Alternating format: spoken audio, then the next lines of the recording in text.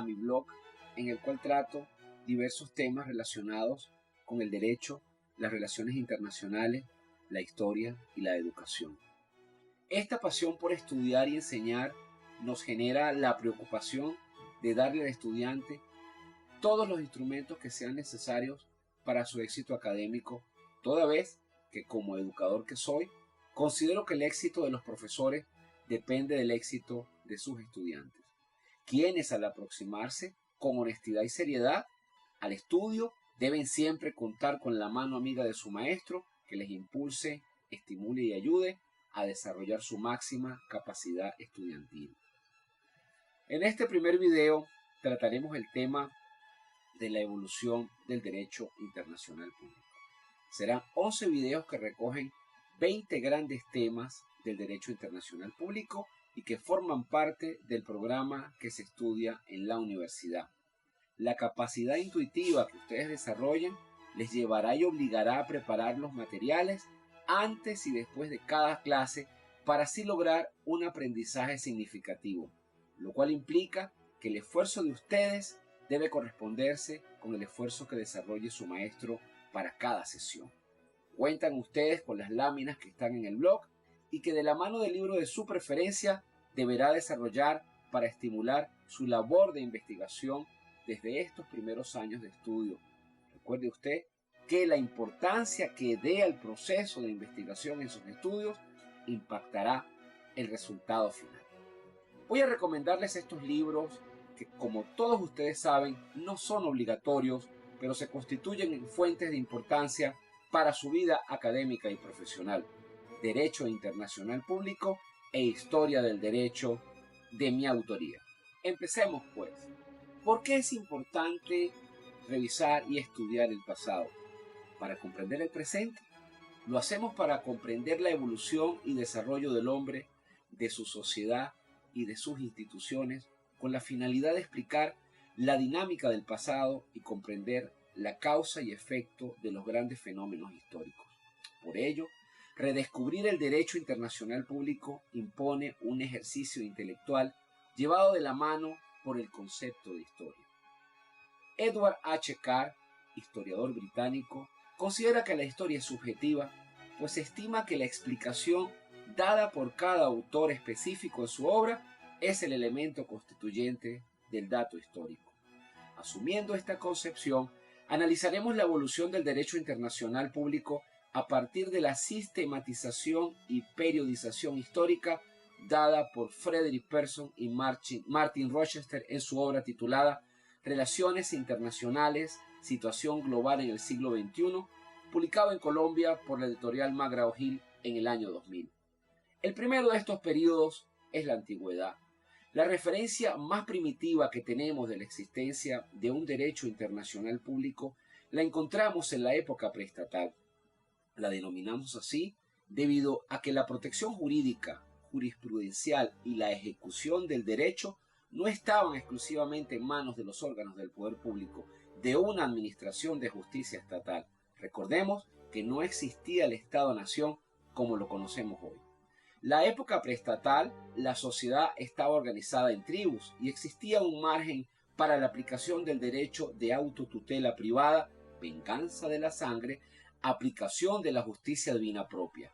Esto acontecía en los pueblos no europeos y se extendía a los germanos, a la época primitiva griega y a las relaciones jurídicas del antiguo Israel. La sociedad preestatal poseía una concepción propia de la ordenación jurídica expresada en la protección de los indefensos, el derecho de asilo y la inviolabilidad de los tratados extranjeros. Se limitaba el ejercicio de la venganza a la ley del talión, ojo por ojo y diente por diente. No obstante, a partir de los documentos históricos, fuentes primarias sobre la época, entendemos que no existía un cuerpo internacional consolidado. La guerra dominaba la vida de las tribus como una situación permanente. El territorio del vecino era considerado como tierra enemiga, por tanto, la misión de saqueo se veía por esa sociedad como un acto heroico. El prisionero era despojado del derecho subjetivo y reducido a la esclavitud o llevado inclusive a la muerte. La bibliografía recoge que fue en Mesopotamia donde se concluyó el tratado internacional más antiguo, hacia el año 3010 a.C. Era un tratado entre Innatarum, rey de Lagash, y la ciudad de Umna. Fue redactado en sumerio y recoge el reconocimiento que Umna hizo de la nueva frontera. Estaba dotado de una sanción divina. Asimismo, el primer tratado que se ha descubierto en forma original se realizó entre el rey de Elba y el soberano de Asiria. Ese tratado consagraba las relaciones de amistad y de comercio entre los dos reinos. También encontramos el tratado entre el rey de Akkad Naram-Sin y el rey de Elam. Los griegos tenían relaciones igualitarias con el imperio persa, Cartago y Roma. El impacto de lo étnico, lo lingüístico, religioso y cultural sobre el derecho se debía al sentimiento que tenían de pertenecer a una comunidad específica, a pesar de la atomización política en la cual vivían las ciudades-estado. Ello produjo las relaciones reguladas por normas consuetudinarias y convencionales, cuya estructura se diferenciaba del concepto que actualmente tenemos de normas internacionales. Sin embargo, se construyó una suerte de derecho internacional intrahelénico o panhelénico fundamentado en prácticas comunes sancionadas por la religión. Las relaciones diplomáticas eran frecuentes entre las ciudades y los emisarios o diplomáticos tenían sus relaciones establecidas de manera expresa y clara. Ello ocurría también en Roma. El derecho internacional helénico se expresaba a partir de la Liga de Ciudades. También había un derecho de la guerra muy estricto en el cual no existían concesiones humanitarias para con los prisioneros y la paz era reglamentada a partir de un pacto que se suscribía por un plazo corto. Con el paso del tiempo se fueron creando normas destinadas a mitigar el efecto de la guerra. La filosofía estoica helenística permitió establecer un conjunto de principios éticos y jurídicos que tenían validez para todos los hombres sin ninguna distinción. En el caso romano fue el derecho interno el que posibilitó la construcción del derecho internacional. Fueron los sacerdotes fetiales, cuya opinión era necesaria para iniciar una guerra, acordar la paz o reclamar los daños ocasionados a Roma, quienes constituyeron un derecho de carácter sagrado denominado ius fetiale, que con posterioridad fue desplazado por la construcción del ius gentium. El derecho de gentes llenó el vacío normativo que existía frente a los pueblos extranjeros. Debido a tal ausencia, los extranjeros carecían de un derecho y se consideraba que no podía aplicárseles el derecho civil. Recuerden ustedes en derecho romano que el ius civili era la estructura normativa que regulaba las relaciones de los ciudadanos romanos. Por tal razón, el derecho de gente se edificó en la medida en que el tráfico comercial con el exterior fue complicándose y así fue regulando las relaciones de aquellos pueblos no romanos. Por ello consideramos que el derecho interno romano fundamentó la existencia de un derecho internacional. En este sentido, el derecho de gente fue diferenciándose paulatinamente del derecho civil, puesto que tenía mayor flexibilidad en la construcción de normas que regularan la práctica cotidiana en las necesidades comunes de todos los hombres. Esto significó que el ius gentium se convirtiera en una suerte de derecho privado universal, al cual fueron incorporadas instituciones de derecho público. En el occidente cristiano medieval, los pueblos germánicos se transformaron en reinos independientes, a saber, los francos en las Galias, los visigodos en España, los ostrogodos y lombardos en Italia, los anglos, justos y sajones en Inglaterra y los vándalos en África. Ello originó que las relaciones que se establecieron con posterioridad constituyeran una suerte de ordenamiento internacional que no abandonó la violencia expresada en la guerra. Entre las características más importantes de este derecho cristiano medieval podemos identificar las siguientes. El esfuerzo de la Iglesia para disminuir las luchas. Fueron prohibidas las guerras feudales o las denominadas guerras privadas. La actividad militar era encauzada por el ideal caballeresco a partir del código de honor. Los teólogos exigían que la guerra pública entre reinos respondiese a ciertos condicionamientos. Se recurría frecuentemente al arbitraje, en donde el Papa era una instancia importante. El derecho de los tratados reforzaba reforzada por la tradición, los juramentos, las prendas y los rehenes. El segundo de estos periodos es el sistema clásico internacional, de 1648 a 1789. El sistema clásico se inició en el año 1648 con la Paz de Westfalia, mediante la cual se impuso el fin de la Guerra de los 30 años. Los estados nacionales que aparecieron en esta época mantenían las siguientes características: un gobierno central soberano, población constante y un territorio bien definido. La Paz de Westfalia, expresada en los tratados de Osnabrück y Münster, ha sido la base del denominado derecho público europeo, también derecho de gentes europeo. Esto permitió, por ejemplo, que en el plano internacional se estableciera la igualdad entre el catolicismo y el luteranismo. A partir de esta etapa, reconocemos el principio de equilibrio de fuerzas reproducido en el artículo 2 del Tratado de Paz entre Gran Bretaña y España, que fue suscrito en Utrecht el 13 de julio de 1703. Una de las principales características del derecho de gentes europeo fue la generalización de las representaciones diplomáticas permanentes a partir del siglo XVI. Sin embargo, este principio no garantizaba un orden internacional estable, pues su práctica era facilitada por las solidaridades dinásticas. El número de sujetos de derecho de gentes después de la Paz de Westfalia generó que, a pesar de que se postulara la igualdad a partir de la soberanía, las desigualdades de hecho fuesen lo suficientemente observables como para que pudieran ser ignoradas en el ejercicio real de la diplomacia. También observamos que en esta etapa la práctica del juramento para confirmar los tratados empezó a desaparecer, no así la invocación divina. Las características de este periodo pueden resumirse de la siguiente manera.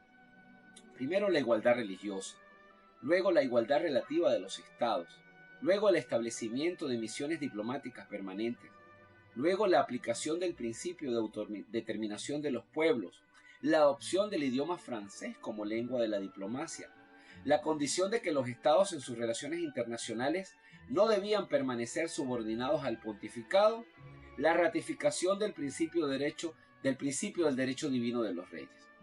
Desde el punto de vista doctrinal, de este periodo se encuentra una diversidad bibliográfica que dice de la profundidad intelectual de los tratadistas de la época.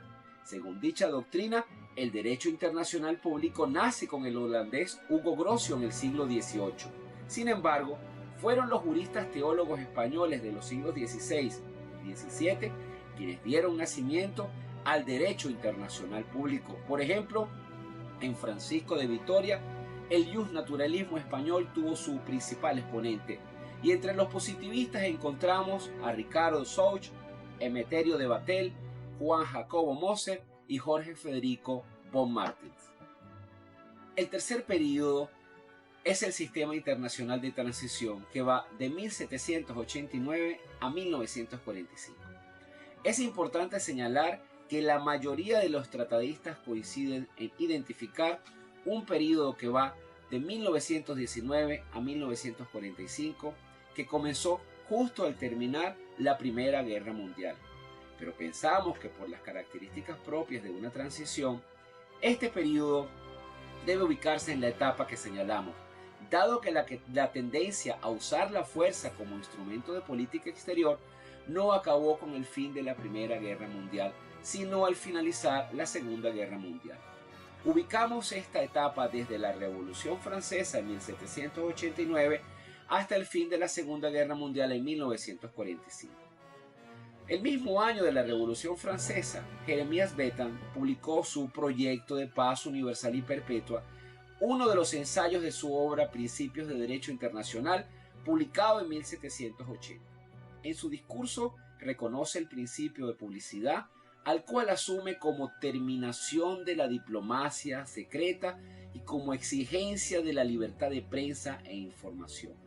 Asimismo, sostiene la necesidad de codificar el derecho internacional y entiende como novedades en el derecho internacional público las siguientes: la urgencia del desarme, la prohibición de alianzas para el ataque, la constitución de un tribunal de arbitraje, la libertad de comercio, el abandono de las colonias. Es importante señalar que justo cuando Bentham escribe esta doctrina, en 1789, se produce otro acontecimiento en el mundo, la independencia de los Estados Unidos de América. Naturalmente, debemos preguntarnos si estos hechos tienen en sí alguna conexión. Nosotros respondemos con un contundente sí. La razón, el impacto del liberalismo en el mundo occidental. Desde el punto de vista normativo, esto se expresó en un texto a la medida de esos principios consagrados en la Declaración de los Derechos del Hombre y del Ciudadano, producto de la Revolución Francesa. Otro hecho de importancia verificado en este periodo fue el Congreso de Viena de 1815. Vamos a considerar la importancia del desarrollo del Congreso de Viena de 1815. El fin de las guerras napoleónicas tuvo su sello en el Tratado de París del 30 de mayo de 1814, el cual establecía en el artículo 32 que debía convocarse a un Congreso General de todos los beligerantes, con el objetivo de complementar su contenido. Con posterioridad, el 20 de noviembre de 1815, se suscribe un tratado en París que modificó algunas normas del primero, cuando el Congreso había finalizado. El Congreso de Viena cumplió con la finalidad de implantar un clima de estabilidad en Europa mediante el establecimiento de la paz durante casi un siglo. Por otra parte, el acta final del Congreso desarrolló el inicio de un derecho fluvial internacional, estableciendo así la libre navegación en los ríos que cruzaban o separaban a varios estados. El Congreso de Viena también elaboró una declaración de las potencias sobre la abolición de la trata de esclavos negros, lo cual consideraban como una humillación contraria a los principios de humildad y moral universal. El derecho internacional público positivo fue adquiriendo un notable desarrollo. A sus normas se sometieron no solo los estados de la civilización occidental, sino también los orientales, como Turquía y Japón. Con posterioridad, en 1914, el inicio de la Gran Guerra o Primera Guerra Mundial dio origen a una serie de reformas en materia de derecho internacional que estudiaremos más adelante. Por ello, consideramos importante revisar las variables históricas fundamentales y políticas que intervinieron para propiciar el estallido de esta guerra. La Primera Guerra Mundial, que va de 1914 a 1918, comenzó el 28 de julio de 1914, como un enfrentamiento entre el Imperio Austrohúngaro y Serbia. Sin embargo, se transformó en un enfrentamiento armado a escala europea cuando la declaración de guerra austrohúngara se extendió a Rusia el 1 de agosto de 1914 y posteriormente pasó a ser una guerra mundial en la que participaron 32 naciones. Esta guerra finalizó en 1918. 28 de las naciones participantes, entre las que se encontraban Gran Bretaña, Francia, Serbia, Rusia, Italia y Estados Unidos, lucharon contra la coalición de los llamados imperios centrales, integrada por Alemania, Austria-Hungría, el Imperio Otomano y Bulgaria. La causa inmediata del inicio de las hostilidades entre Austria-Hungría y Serbia fue el asesinato del archiduque Francisco Fernando de Habsburgo, heredero del trono austrohúngaro, cometido en Sarajevo, Bosnia, el 28 de junio de 1914 por el nacionalista serbio Gavrilo Princip. No obstante, las causas profundas del conflicto remiten a la historia europea del siglo XIX, concretamente a las tendencias económicas y políticas que imperaron en Europa desde 1871, año en el que fue fundado y emergió como gran potencia el Segundo Imperio Alemán. Los verdaderos factores que desencadenaron la Primera Guerra Mundial fueron el intenso espíritu nacionalista que se extendió por toda Europa a lo largo del siglo XIX y comienzos del XX, la rivalidad económica y política entre las distintas naciones y el proceso de militarización y de vertiginosa carrera armamentista que caracterizó a la sociedad internacional durante el último tercio del siglo XIX a partir de la creación de los dos sistemas de alianzas enfrentadas. Veamos ahora la Segunda Guerra Mundial, que va de 1939 a 1945. La Segunda Guerra Mundial presentó como antecedente el hecho de que Francia, Gran Bretaña y Estados Unidos alcanzaron los objetivos previstos en el conflicto iniciado en 1914 del que acabamos de hablar. Habían logrado que Alemania limitara su potencial militar a una magnitud determinada y reorganizaron Europa y el mundo bajo sus intereses. No obstante, los desacuerdos políticos entre Francia y Gran Bretaña durante el periodo de entreguerras 1918-1939 fueron frecuentes y ambos países desconfiaban de su capacidad para mantener la paz. Por su parte, Estados Unidos, desengañado de sus aliados europeos, países que no pagaron las deudas contraídas en la guerra, inició una política aislacionista. Durante la década de 1920 se llevaron a cabo varios intentos para lograr el establecimiento de una paz duradera. En primer lugar, como hemos dicho, en ese año 1920 se constituye la Sociedad o Liga de las Naciones, un organismo internacional de arbitraje en el que los diferentes países podían dirimir sus disputas de manera pacífica. Por Venezuela va a ser representante el distinguido y recordado historiador y diplomático Carraciolo Parra Pérez.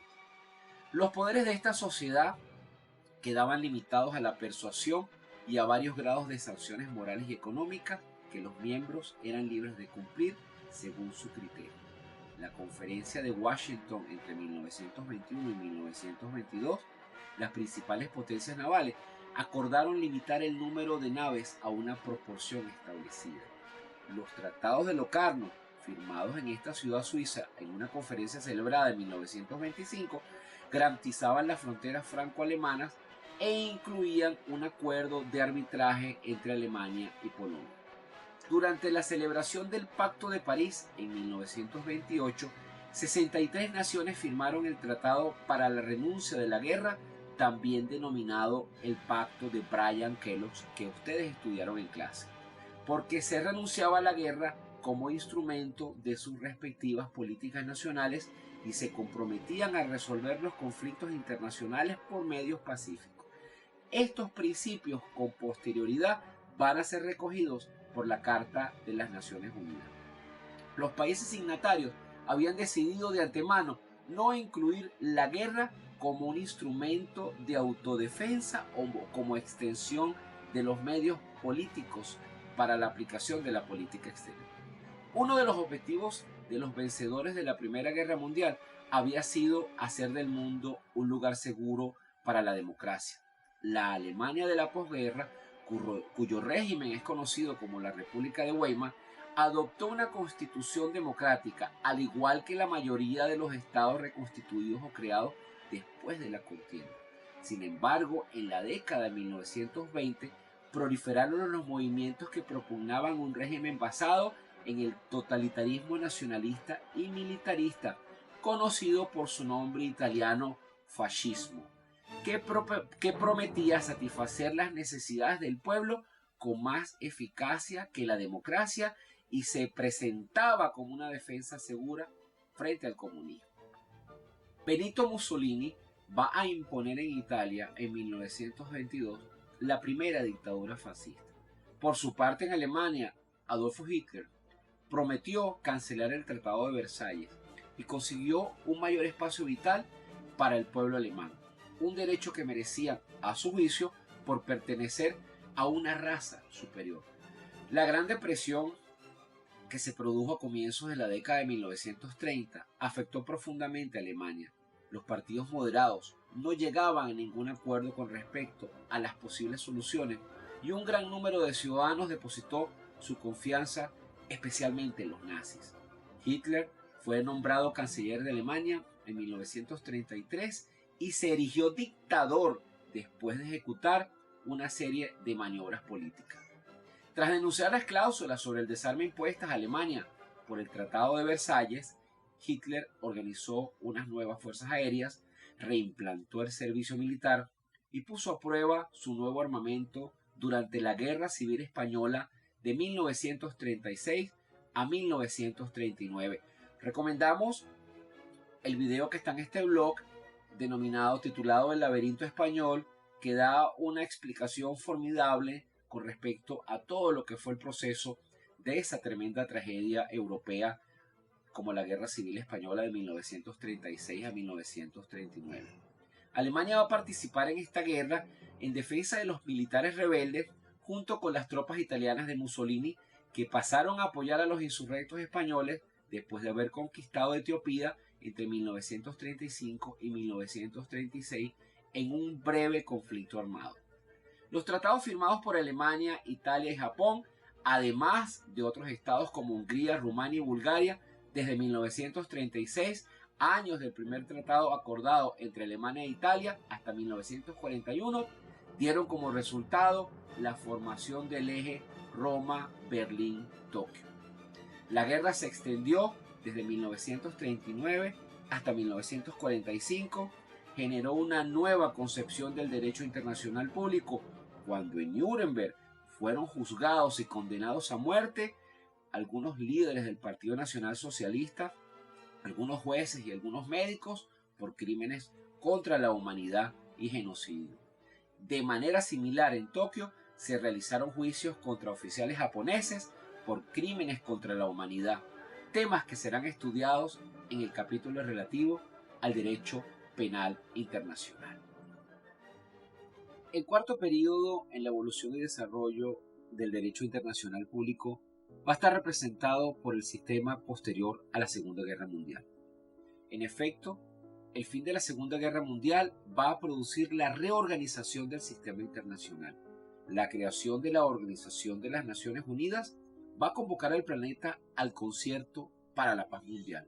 A pesar de ello, este periodo se va a caracterizar por la bipolaridad este-oeste que protagonizaron las dos grandes potencias mundiales, Estados Unidos de Norteamérica y la Unión de Repúblicas Socialistas Soviéticas. La Guerra Fría caracterizó el conflicto que en silencio mantuvieron estas potencias. Como expresión a menor escala se verificaron los conflictos en Corea, la crisis de los misiles de 1962, la guerra de Vietnam, la guerra de Angola y las guerras de Centroamérica.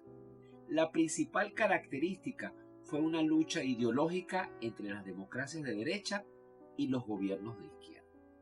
Un hecho de gran significado histórico para el derecho internacional público fue el fin de la Guerra Fría, lo cual originó la conformación de un mundo unipolar inestable, con frecuentes intervenciones de las grandes potencias bajo la bandera de la Organización de las Naciones Unidas.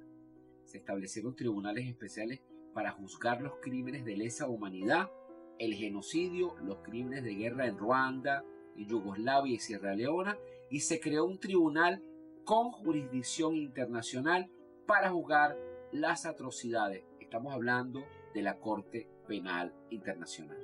Y para finalizar, el último de estos periodos en la evolución del derecho internacional público está representado por el sistema luego del 11 de septiembre.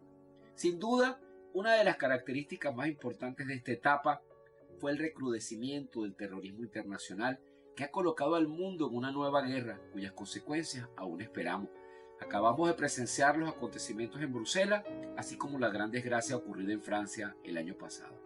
Debemos advertir en sentido crítico que poca ha sido la utilidad del derecho internacional público para detener las escaladas de violencia que se han verificado, especialmente cuando las grandes potencias, Estados Unidos, China, Rusia, pretenden imponer su hegemonía sobre los estados más débiles. Es importante destacar que durante este periodo una extensa producción bibliográfica ha nutrido el estudio del derecho internacional público. Entre los autores más reconocidos podemos destacar a Alfred Bedros, Hans Kelsen, García Trelles, Max Sorensen, Ramiro Brotons, entre otros. También autores venezolanos son merecedores de nuestro elogio. Así las obras de Víctor Rodríguez Cedeño, conocido cariñosamente por sus compañeros de trabajo de la Cancillería como Bitoco, Francisco Villarruel, Daniel Guerra Iñiguez y Jesús Ollarves con sus obras de Derecho Internacional Público. Estas obras deben ser consideradas de gran importancia para el estudio del derecho internacional público contemporáneo. En un próximo video estudiaremos la definición y objeto del derecho internacional público para continuar así nuestro proceso de formación en esta disciplina tan importante para la formación del jurista. Muchas gracias. Si este video ha sido de su utilidad profesional y de enriquecimiento intelectual para su carrera de abogado o de estudios internacionales o de historia, por favor suscríbase a nuestro canal de YouTube de educación para el mejor vivir. Muchas gracias.